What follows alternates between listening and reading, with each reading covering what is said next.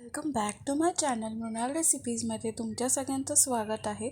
आज आपण बघणार आहोत एक नवीन रेसिपी आणि आज आपण जी रेसिपी बनवणार आहोत ती आहे आपण साबुदाण्याची खिचडी बनवणार आहोत। त्यासाठी इथे आपण 2 पळी तेल घेतलेलं आहे। त्यानंतर त्याच्यामध्ये मी 3 हिरव्या मिरच्या कट करून टाकलेल्या आहेत तेलामध्ये। त्याला आपण भाजून घ्यायचं आहे मिरचींना तेलामध्ये। मिरची भाजून झाल्यानंतर त्याच्यामध्ये आपण शेंगदाण्याचा कूट ॲड करून घ्यायचा आहे। आता शेंगदाण्याचा कूट इथे मी ॲड करून घेत आहे आणि इथे आपण 2 वाटी साबुदाण्याची खिचडी बनवणार आहे।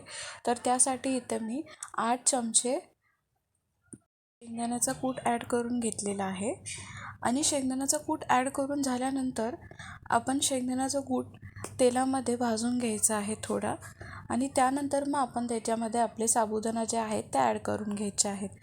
तर इथे आता आपला कूट आहे तो ॲड करून झालेला आहे। टोटल आपल्याला 8 चमचे ॲड करून घ्यायचे आहेत त्याच्यामध्ये। आता आपण त्याला तेलामध्ये मिक्स करून घ्यायचं आहे। जोपर्यंत ते तेलामध्ये प्रॉपरली मिक्स होत नाही तोपर्यंत आपण त्याच्यामध्ये साबुदाणा ॲड करायचा नाही। आता इथे आपल्या तेलामध्ये आपला जो कूट आहे तो प्रॉपरली ॲड झालेला आहे, मिक्स झालेला आहे चांगल्या प्रकारे। तर आपण त्याच्यामध्ये आता वरून साबुदाणा ॲड करायचा आहे। आता आपण साबुदाणा इथे 2 वाटी घेतलेला आहे आणि लास्ट रेसिपी मी माझ्या चॅनलवरती चिकन चीज मयो सँडविच बनवलं होतं। तर त्याची रेसिपी बघितली नसेल तुम्ही तर जाऊन नक्की चेक करा आणि या रेसिपीसाठी लागणारे सर्व इन्ग्रेडियंट्स मी खाली डिस्क्रिप्शन बॉक्समध्ये ॲड करेन। माझा इंस्टाग्राम ID आणि जी रेसिपी आहे चिकन सँडविचची तीसुद्धा मी खाली डिस्क्रिप्शन बॉक्समध्ये ॲड करेन।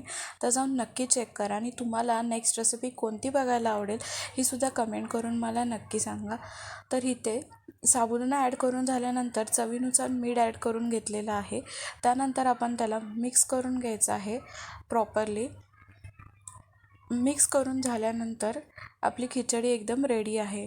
तर प्रॉपरली मिक्स करून घ्यायचं आहे सगळ्या साईडून, कारण मीठ लागलं पाहिजे सगळीकडून, त्यासाठी आपण त्याला प्रॉपरली मिक्स करून घ्यायचं आहे।